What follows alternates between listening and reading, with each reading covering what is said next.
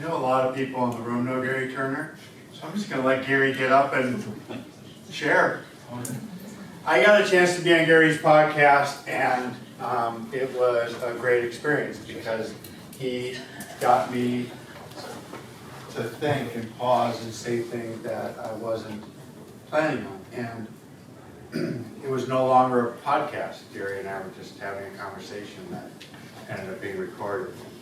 I think that many have had that experience with Garry, and while he's getting mic'd up, I just want to say that of all the wonderful people I've had a chance to meet, it's just amazing how authentically Garry shows up. And that word is used, you know, as something to aspire to, but until we're really comfortable just kind of getting out of bed and owning that smile and saying, this has been a tough morning, or this is a good morning, and I'm going to choose how I think about that or what I do next. So for me, Gary's really exemplified that, and I'm sure for you, which is why so many of you are here.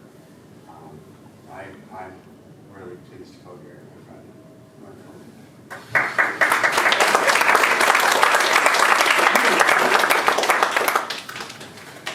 Thank you very much for that. All I need now is go, whoop, whoop, jump, jump! Oh, we don't do that here, do we? I'm joking. Thank you, Mike. Seriously, you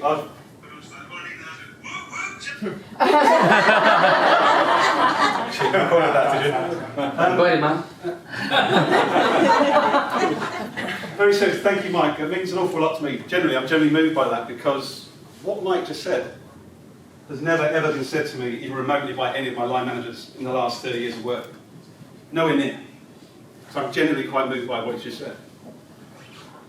That's how much love is missing from the workplace. I'm that moved by that statement from someone I've barely known until 6 months ago. That's where we are.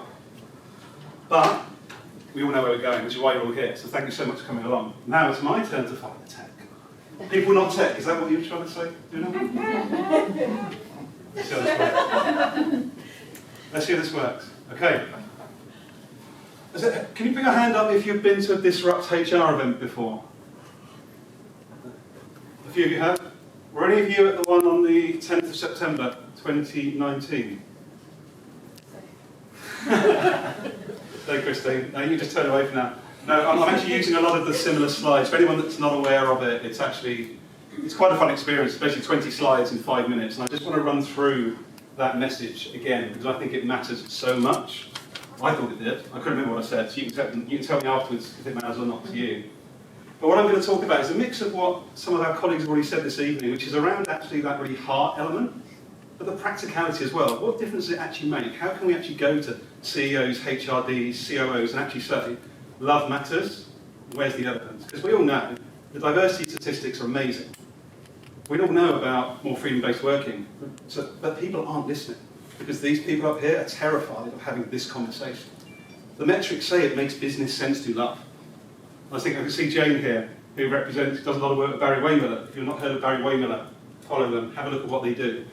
Just incredible. There are organisations out there role modelling what it means to lead with love, and their results are like that compared to the average organisation.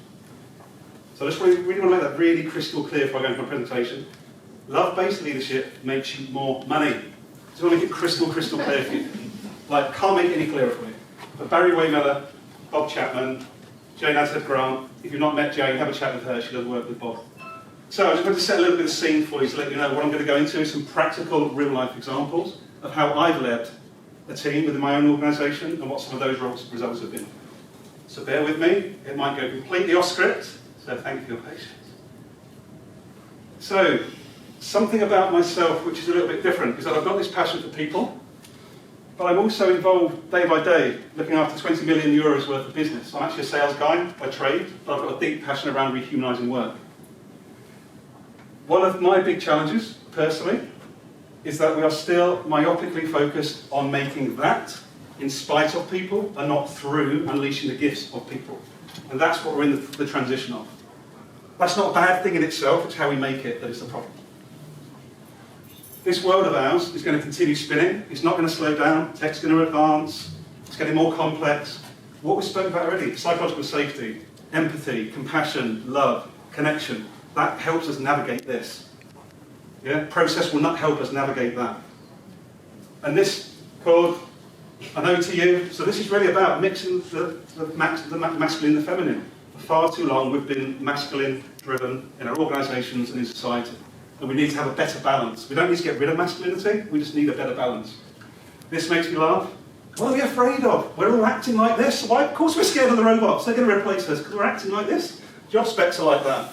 People's communication is like that. So like, the sooner we get away from thinking like that in the workplace, the better. I've got actually a positive view on VUCA. I think it's a good thing. My alternative is actually, if we can be vulnerable, yeah? If we can appreciate each other's unique gifts, if we can actually work on being connected more regularly at work, and we can be action-orientated, we can manage VUCA. Why does it matter? Within my work organisation, I help grow sales by 6 million and gross margin by 1.5 million over 3 years by doing exactly what we're talking about. Moving a fear-based team to one based on connection, collaboration, and removing roadblocks together. How do we do that? Growth mindset. We've already spoken earlier about fixed mindset. Carol Dweck's work, if you've not come across it, it's worth reading that book. Very, very insightful. What does that mean? It means just stopping. Let your people come together and tell you what they need. Then they can start to grow. Whitney Johnson's work around disruption, if you've not followed it, this is basically my career. I had no idea until I actually read her book. I've charted perfectly. Every 3 to 4 years, we need to disrupt ourselves. Don't wait for the organisation to do it. We need to be disrupting ourselves to stay ahead. Psychological safety, very, very important. If we're going to move the organisations forward in the way that we've managed to do in our own experiment, we've got to make it safe. Back to this point about psychological safety, it's critical. And we've all got a role to play. We're not waiting for leadership. Curiosity is absolute. Just remember what it's, if you've got children, just remember what it's like watching them run around, unfettered, not worried about what's going on in their day in, day out. We can all live like that still. It's only our thinking that stops us being curious. The only thing that gets in our way. Experimentation is key. Nobody's telling you in this room that you can't run an experiment. You do it on your own, you can find one other person, reward, do it in their learning and development. Nobody's telling you no. And I would actually say you don't need permission, and I'll come on to that. My friend Barack, maybe your friend as well, listening is critical. Yeah? We don't prize slowing down and listening anywhere near enough as we should do as an organisation. We've all got a responsibility with regarding that, and that's how part of our shift occurred, by slowing down. Vulnerability, I'll battle about this day in, day out. Emotional, relational vulnerability is a strength and not a weakness. Men in here, women in here, it is a strength. Let's try and help serve others to realise by showing a bit more of our true self is good. I am part of this statistic. £34.9 billion of lost productivity in 2017 alone due to mixed anxiety, stress, depression. I burnt myself out 3 years ago. I'm part of that stat. Why? Because I overthought my way into it. No one else did it to me. I just sent myself down a rabbit hole. Permission? You don't need permission. Run some experiments. There's some great people in here that work around agile working. They can talk to you about experimentation. It doesn't need to be a big game-changing initiative. It can be a little tweak. How can we change a process? How can we change how we operate? And let's get away from the bullshit. I love HR people, right? But OD, L&D, blah, blah, blah, blah. Get rid of it. What does it mean to be human? And how do we support each other in making this business grow? And I just want to ask you, are you up to the fight? Coming with us, Humans First, to make organisations humane again. Anybody? Put hands up, please. Who's with us? Full house? Love it. It's not a fight, by the way. We're doing this in a really long place. Really important point. I'm big on inclusion. Yeah. We are every one of us in this room are 99% biochemically similar. It's only that very last bit that makes us all look as different as we do. We are all connected in here. There is one source, whatever you want to look at it, a bit spiritual, but we are all part of one source. And that is me done. I hope it's helpful.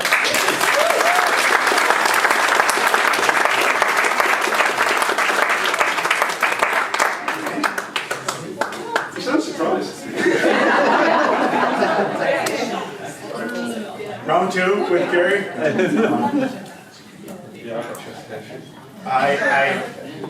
I know that every time I get a chance to sit down with Claude is a treat, and I also know that when she gets a chance to be with you, it lights Claude up, and I know that comes from her, and so I just it's just always a pleasure to be in a room with my friend Claude Silver.